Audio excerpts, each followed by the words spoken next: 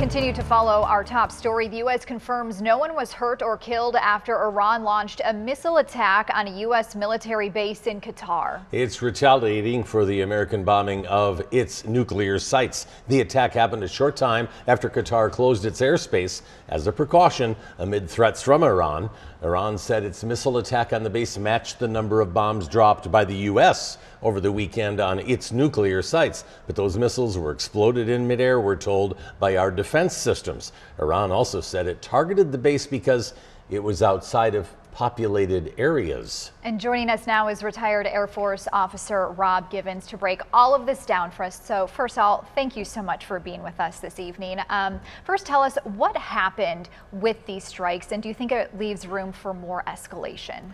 So if you're talking about our strikes in first, we were able to take aircraft from essentially 3 continents, time them so that they all showed up at the right place at the right time and hit their targets with precision within seconds of each other. So it's an incredible feat. The effort was done to try and deny the Iranians the ability to produce a nuclear weapon, so we went after known targets for that. Today we've seen the Iranian response, which was some medium and short-range ballistic missiles launched at our command base in the Middle East, which is at Qatar, where Center Command's headquarters, forward headquarters is, and Center Air Force's forward headquarters is as well. And we've seen the effective defense there today by the Americans, but there's concern I've heard from within the administration about something in our country. They say 2 million gotaways got in the last 4 years. They weren't vetted. There are maybe several hundred on the terror watch list that are in our country right now. What are your concerns about something that could happen inside the United States?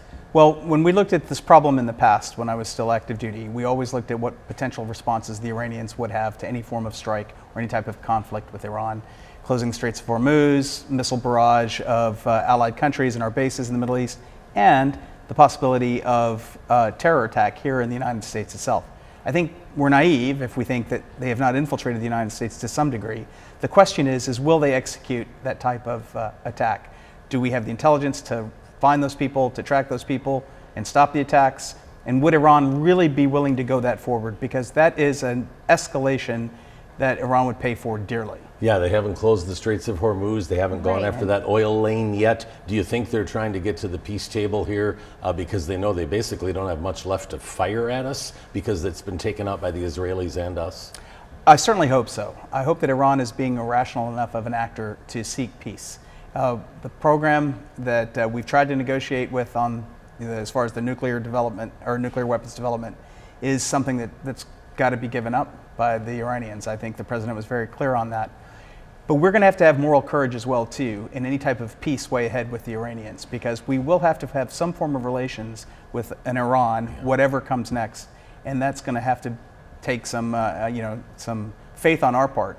And finally, real quick, do you think anything else might happen at that base in Qatar? We understand that you've been on assignment there in the past. Can you give us a kind of an explanation of what it's like there, and if you think we might see any more action there?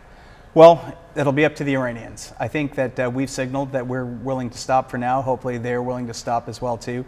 And on that base, every day, all of the air operations out of the Middle East are tracked and monitored and coordinated through the base there. We have the ability to forward deploy the headquarters in Tampa to Al Udeid to run any type of greater conflict in the Middle East. So there's something going on there pretty much every day. So I think that operations will go back to normal, and hopefully we'll have all of our forces safe. And I suspect we're going to have Rob Givens back with us. Yes, we appreciate your insight and your time so very much. Well, thank you very much. Thanks. Thank you.